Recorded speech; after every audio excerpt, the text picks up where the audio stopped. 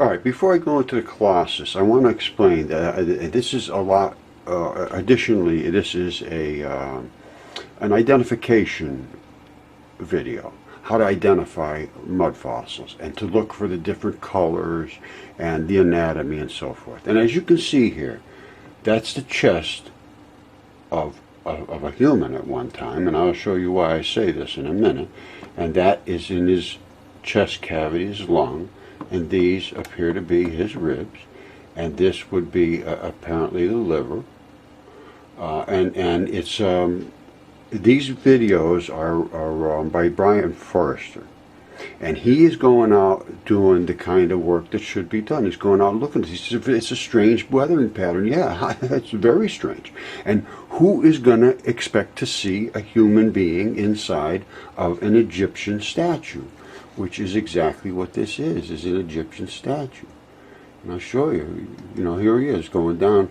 He's walking. Let's take a look down his head.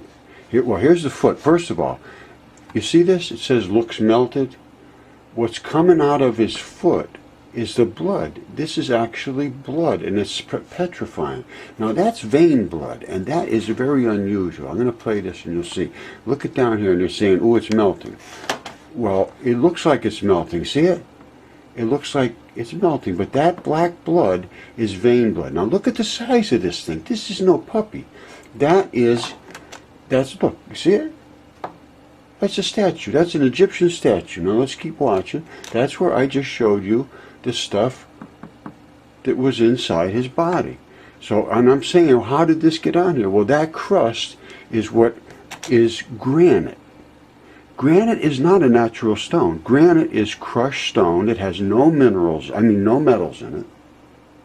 All of it's been alchemist has worked on granite, and they've taken all of what they wanted out of it, and they leached it out of there with acids and so forth.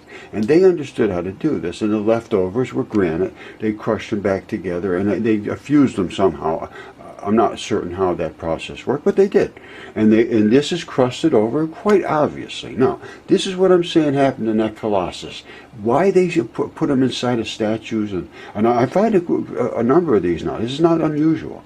So that's why I'm going to show you a couple of the Colossus and another one very similar that I am saying you're going to see these characteristics of blood and of tissues that are not, they cannot be denied.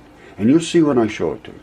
So this is going to be an ID, and it's also going to be to show you what is inside of these statues that we've always thought were just statues. You know, obviously some of them are carved out of something, but these are not carved. I can show you, and I will stand behind 100%. If anybody can prove to me that that nothing biological is coming out of these places I'm showing you, I would like to see that done. All right, that's all I have to say. All right, this is the evidence I'm presenting to say that this Colossus was real. Now, I want you to look at his knee here. Let me back out of here, and then we'll come in. All right, well, hold on. Let me do it this way. You see this guy here? All right. I'm saying that was real, and there's no question they're in the statues in Egypt. I found that, and that's absolutely certain. The ribs and the lungs and all that stuff are there, so that's not even a question. Now, this here, this is my evidence. You see this red, rusty looking stuff coming out of here? And this stuff is like glued on there. All right, you see this red looking stuff here? You see these dots in here? That, and I do deep research on mud fossils, and that, my friends, is two different situations going on here. That is the blood running out of the arterial. Now, you don't see the black blood because that's FeO2, and it locks itself into the veins. But the FeO3 red blood is purged out, and here it is right here. Now, I'm going to show you something here. Look, this is skin. All right, that's what skin looks like. And on the inside of skin, you see what I have here? That's that rusty looking stuff that you see there. You see it? And there's the black looking stuff, because what happens is as the red oxygenated blood gets used and moves across, it turns black as the ace of spades, and then gets sucked back up to be reoxygenated. Now, this is the inside fleshy part and that is the skin, and that is the skin thickness of this very small piece. Now, the dots I said there are these dots right here. You see that? That is a fingertip or a toe, I'm not sure which, but it comes down here. They separate right off like that, and then it comes down, and then one side, this will be the vein side, I believe, and the arterial side blows out, and that is the skin investments that lock the surface layer of skin down. Well, not the surface layer, actually. That's the second layer down. This one here, you see this one here? You see the top layer?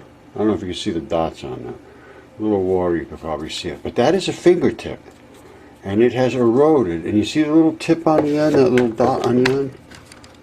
You see that? That is what's called the apical tuft. It's right here. See? Apical tuft.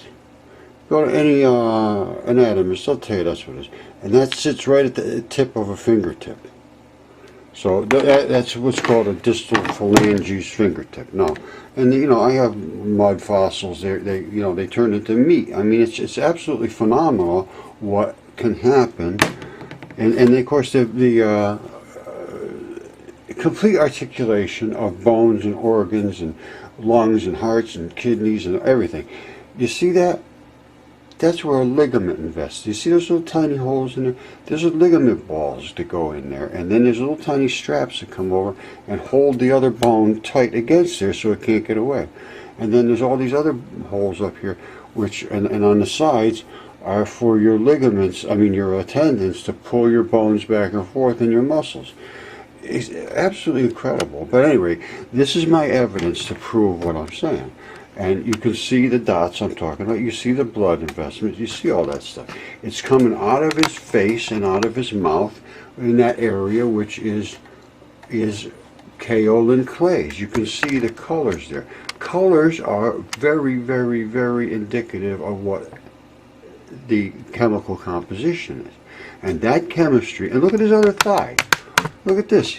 His other thigh, he's got an arterial, look at that. He's gushing blood out of his thigh. Now, that's not just an accident. This is no accident. This guy was real. Now, apparently he had some kind of a cloak or a skin or something over him, and wherever the blood issued out here, it glued onto that fabric or whatever it is. I don't know what it was. But from what I can find here, I can find nothing that I can dispute. So that's just what it is what I can tell you. Alright, this is another colossus, and I want you to look at this pattern here first of all. Secondly, I want you to look at how thick the moss is on this particular statue.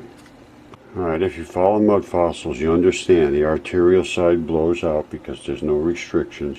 The vein sides plug up, and that right there is the vein. And that black dot is the vein, and that is where the vein has congealed all the blood and it's black. The other side is your artery, and that is the red blood. You see the reddish looking blood here? And that is your moss side. It loves red blood. Red blood it will eat all day long forever, and it loves it, and lichen too. You see, I mean, it's just what it is. And you see what you see there, that guy is loaded with lichen everywhere. You got lichen, there's lichen it there, and your moss is moss in there too. Everybody's just having a good time on this guy.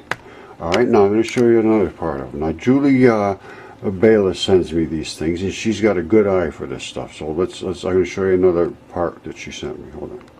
Alright, once again, look, he's got even it looks like they withdrew blood from him. You see his hand is all red like that? That is absolutely 100% exactly what you would expect, because your hand is so completely loaded with blood, and it is the low point, it drains down, and that is what would exactly what would happen to that. The arterial blood would flow into there. Somehow they capped that off. I do not know how, but normally you would be running out, red blood would be running out. And I actually have a finger that shows the red blood crystallizes afterwards.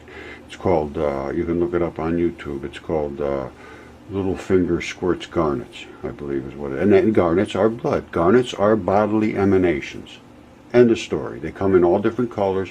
The blood red ones are the first to emerge, the reddest blood, and then they get all dilated.